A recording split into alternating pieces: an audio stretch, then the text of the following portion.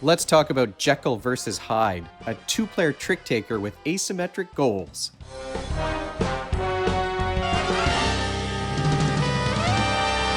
Welcome to Brains on Games. I'm Dr. Brian McDonald, and this week we're we're finishing up Trick or Treat. And so we're talking about the final trick-taking game of the month, a perfect game for Halloween. It's called Jekyll versus Hyde. It's by Mandu Games. This is a two-player trick-taking game. Now, the box says you can play with kids age 14 and up, but this is a pretty classic trick taker, so younger kids who are familiar with this style of game can probably figure this one out. Games take only about 20 minutes to play. Let's take a deeper look at Jekyll versus Hyde by Mandu Games. Jekyll versus Hyde is a light trick-taking game, and the goals are asymmetric. One player is going to play as Dr. Jekyll, the other is Mr. Hyde. Dr. Jekyll will win by preventing this identity marker from making it all the way across the board to Mr. Hyde's side. And of course, Mr. Hyde wants that identity marker to be moving as far as possible over 3 rounds. And this marker is a heavy metal piece, and it's nicely sculpted. On one side you've got Dr. Jekyll, on the other side is Mr. Hyde, and I can't emphasize enough the weight of this thing. And it came wrapped in bubble wrap. It was the only part of the game that had bubble wrap wrapped around it. Jekyll versus Hyde is a must-follow trick taker, meaning that you've got to follow in the same suit as the one that's led. There's one little exception to that we're going to talk about. It also has ranked suits. So let me tell you how this all works. At the beginning of the game, each of the two players is going to get 10 of these cards. In the first round, they have to exchange 1 card each. In the second round, they exchange 2. And in the final third round, they have to exchange 3 of those cards. And then you're going to play 10 hands, 10 tricks, in order to determine who's going to win each round. There are 3 suits: green, purple, and red. There is a 4th suit, but it's not really a suit. There are some potion cards. I'll explain how those work. But like I said, it's a must-follow trick-taking game. So if the first player leads with green and you've got a green card in your hand, you have to play that one. Now, what are the goals that the players are working on? How are they going to move this piece across the board? Well, Dr. Jekyll wants to keep the number of hands won by each player as balanced as possible. And Mr. Hyde wants one or the other player to win as many hands as possible. Mr. Hyde wants the bigger difference, and that's what's going to move this identity marker across towards Mr. Hyde's side from Dr. Jekyll's. And there are ranked suits, like I said. So if green is the first card played, you're going to take this little evil marker and put it on the board as green. Green is going to be the weakest suit. If the next suit to be played is red, then red is going to be the second strongest, and that means that purple is going to be the strongest suit of all. The one exception to the must-follow rule are these potion cards. So there are a few of these in the deck, and you can follow with the potion card if you have one, and that's going to activate a special ability. Now, you might be able to see here that it says 5+, and that means if I play this number 5 on another 5 of a different color, then the potion card is going to win the trick.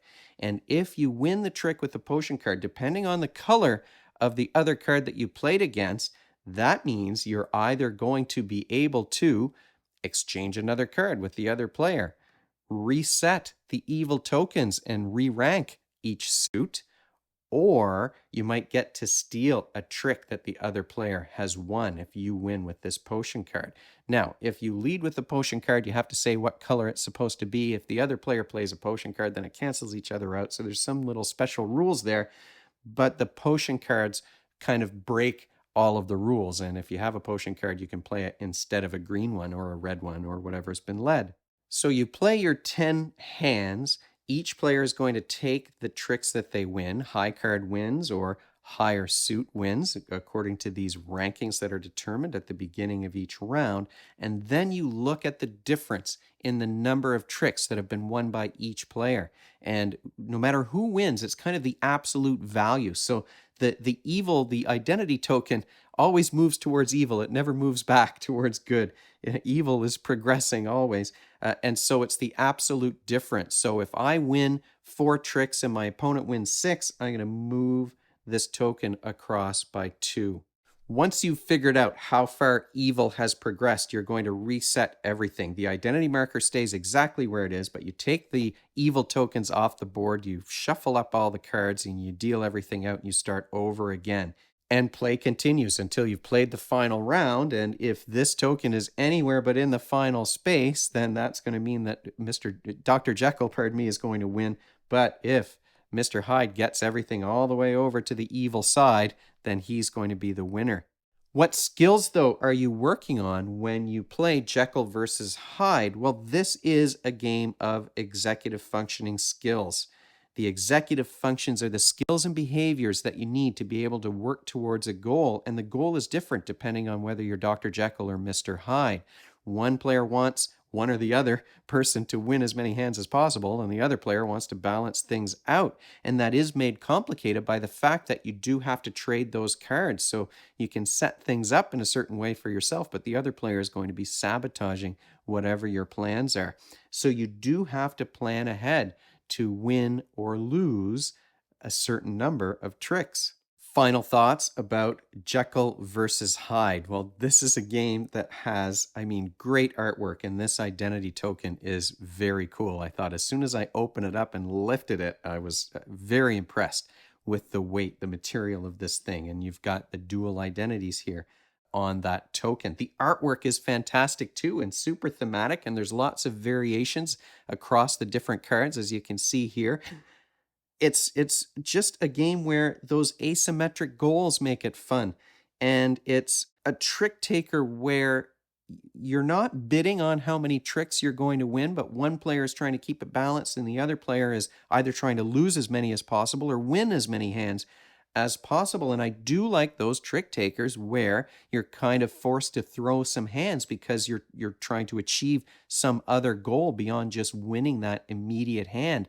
What a great skill for kids to practice. They want to win. They want to play the higher card. That's going to be their knee-jerk reaction when they're younger, but now they have to think about it. Do I want to win this one or do I want to lose it? Do I want to force the other player to win as many hands as possible so that this token will move across? It's really, I think, it's a really great skill for kids to practice because you sort of have to be of two minds about it. I want to win, but the way that I win is to lose. What a great skill to practice, as I said. Now, if there are downsides, though, to Jekyll versus Hyde, well, one is that it's 2 players only. You can't play it with 1 player. You can't play it with 3 players or 4. It's only for 2 players. The other thing that I would say is that the game does seem to be balanced in Mr. Hyde's favor. Well, evil is winning out in this game. It's a little cynical in that way. The way to balance it out is to play 2 games where you switch roles so that each player gets to be Mr. Hyde on one of those games, and you figure out who gets the closest over the 2 rounds to the other side where Mr. Hyde wins. So it's a game where it is harder to be one side than the other, and maybe that balances things out when you're playing, you're a more experienced player who's playing with folks who haven't played as many trick takers before. That, you can handicap yourself a little bit in that way, but the way to balance it is to play 2 games instead of just 1. This, I can't hide my enthusiasm, no pun intended, I guess. I can't hide my enthusiasm about trick takers, of course. And if you're looking for a thematic 2-player competitive trick-taking game, you've got those asymmetric roles. You've got the potions that break the rules a little bit and keep you guessing about what's going to happen. Dr. Jekyll and Mr. Hyde are great characters from literature. You've got these great components. Jekyll versus Hyde is a very fun 2-player trick-taking game. It certainly fits the bill for Halloween. So I think that Mandu Games has created something that's special here, and the artwork especially really did blow me away. You've got this tiny footprint. You can bring it with you and play in a small space. Fantastic. So I'm really happy to share this game with you. In fact, I only heard about this game in the comments section of one of my other trick-taking videos. It was recommended to me by someone who commented on the video. So perfect recommendation, I think, especially when we're looking at trick or treat and it's Halloween time. If you have any comments, if you have suggestions for other trick takers, you know I love to get suggestions about trick taking games. I love these things. You can leave them in the comments section below. Of course, though, you can also email me at brian@brainsongames.ca. Brainsongames.ca is the website. That's where future episodes will go. The previous ones are up there already. Brains on Games is the Twitter handle and the Facebook page and the Instagram feed, so we're all over the place. And if you enjoyed this video and you want to be notified of future ones, you can head on over to YouTube and click that subscribe button. Thanks for joining me, and hopefully I'll see you next time.